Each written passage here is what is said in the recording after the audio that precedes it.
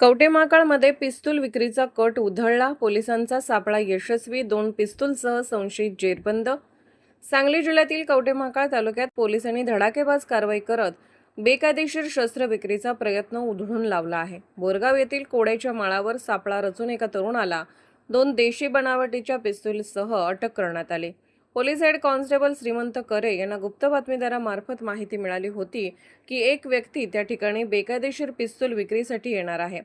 या माहितीच्या आधारे पोलिसांनी तात्काळ कारवाई करत सापळा लावला. काही वेळातच एक तरुण संशयास्पद हालचाली करताना दिसून आला. त्याला ताब्यात घेऊन चौकशी केली असता त्याने आपले नाव प्रथमेश राजेश संगपाळ वय 28 राहणार सांगली असे सांगितले.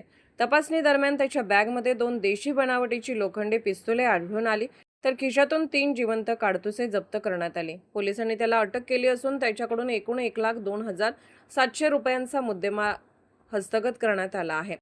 ही कारवाई वरिष्ठांच्या मार्गदर्शनाखाली व जत विभागीय पोलीस अधिकारी सचिन थोरबोले यांच्या आदेशानुसार पार पडली.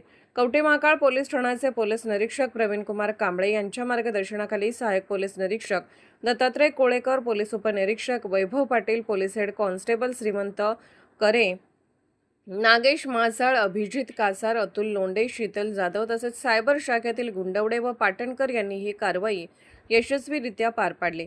केपी महाराष्ट्र प्राईम न्यूजसाठी मुख्य संपादक प्रशांत आठवले. गुन्हा रजिस्टर नंबर 140/2026 या गुन्ह्यामध्ये संशयित आरोपी प्रथमेश राजेश संगपाळ आम्हाला गुप्त माहितीदारामार्फत माहिती मिळाली होती की हा एक शस्त्र घेऊन येणार आहे.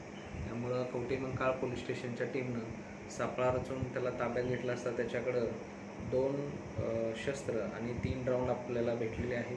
त्या अनुषंगाने कवठेमहांकाळ पोलीस स्टेशनला 140/2026 हा गुन्हा आर्मी ॲक्ट 325, 3713 आणि 135 सह रजिस्टर केलेला आहे. या गुन्ह्यातील त्याने अजून कुणाला शस्त्र पुरवले तसंच त्याला अजून कुणी शस्त्र दिलेलं होतं याचाही शोध चालू आहे.